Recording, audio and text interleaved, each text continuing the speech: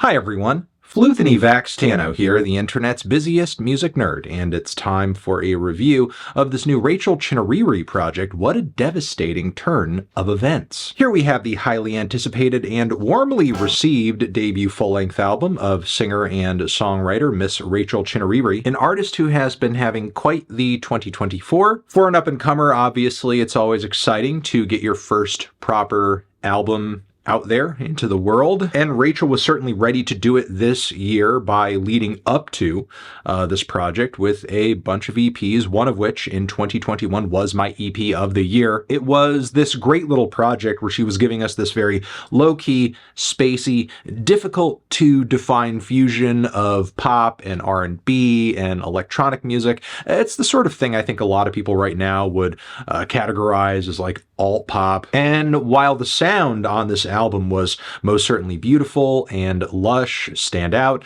something she certainly could have continued with, she's actually undergone a pretty definitive stylistic reset in the past few years, pushing her sound in more of an indie and pop rock direction, which has led to a surprisingly positive response, with this record charting at number 17 in the UK, getting some rave reviews from critics and pop girlies alike. Oh, and also receiving an onstage endorsement from Adele. Yes, that Adele. So yeah, with this record, Rachel certainly has a lot to be proud of and excited about, and it's most certainly a generous offering with 14 tracks that run 49 minutes and change. And yeah, again, with the sound of this record, Rachel gives us a pinpoint focus on this rock transition she has made, dishing out some pretty sticky and anthemic songs in the process. Like All I Ever Asked, which if you've been listening to Rachel's music for a minute, is a holdover from an EP she dropped a few years ago, but it still sounds pretty great in the context of this track list. All I ever asked of you.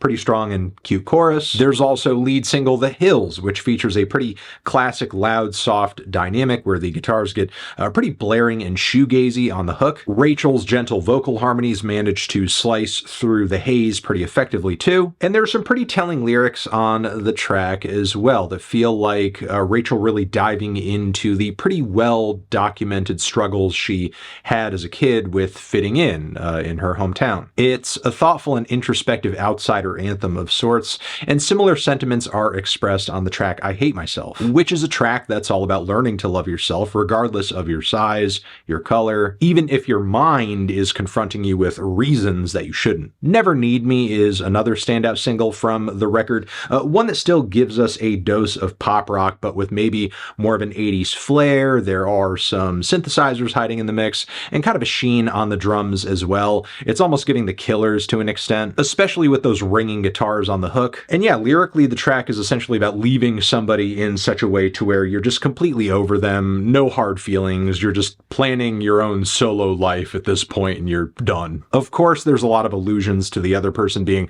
kind of clingy, holding Rachel down to some extent. I just love the specifics of the scenario that's being described here, as well as the soaring chorus, which goes a long way too. Rachel also teased toward this album with the title track, which is one of several moments on the record where she's really flexing her storytelling muscles as she tells the tale of a young girl who ends up meeting with her first lover only to be abandoned and left to have a baby out of wedlock. Going deeper into the record, Robbed and Cold Call may not have been formal singles, but they're certainly as catchy and well assembled as anything else on the LP. They really scratch that slow, indie, sad girl itch while also bringing some pretty raw and punchy moments too. So certainly there are a lot of highlights on the record, and for sure nothing terrible, but there are some key tracks that I think could have been improved and kind of show Rachel in a state where she is still developing her sound going in this direction. The super dry acoustic cuts contribute, I think, to a bit of a one-dimensional sound on the album. They're not intimate or stripped back or low-key enough to truly work as acoustic cuts, and simultaneously,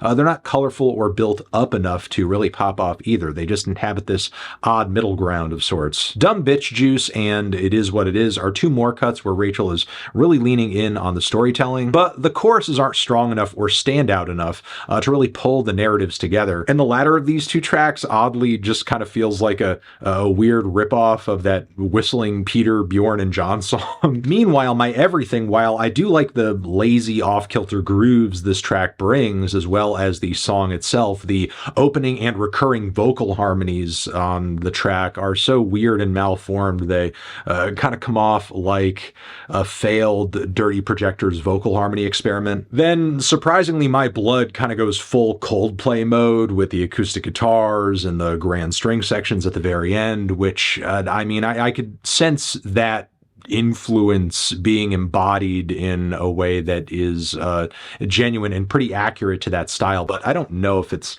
necessarily a sound that Rachel thrives on top of. With that being said, I will say generally, despite much of the songwriting on this record being impressive and very high quality, Rachel is yet to truly carve out a niche within the direction she's moving in here. And what I mean by that is obviously this record is trying to appeal to a lot of rock and pop sensibilities with the punchy beats and sharp choruses and loud guitars, but it's also trying to have its cake and eat it too, in a sense, as vocally Rachel continues to play things off very, very, very subtle. And moving forward, I hope Rachel and her producers sort of decide whether or not they want to maybe potentially pair some stronger, more passionate, more voluminous vocal performances with instrumentals that could go just a bit harder, or help her find ways to continue exploring these genres while actually dialing things back to where we are getting some of the more raw and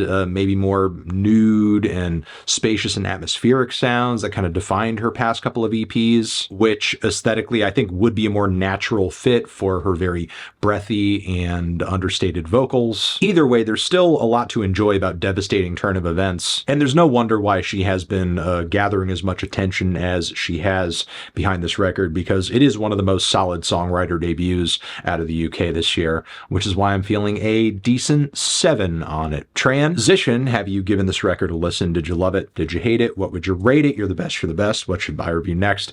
Hit the like if you like. Please subscribe and please don't cry. Hit the bell as well. Over here next to my head is another video that you can check out. Hit that up or the link to subscribe to the channel. Anthony Fantano or Rachel Chinouriri, forever.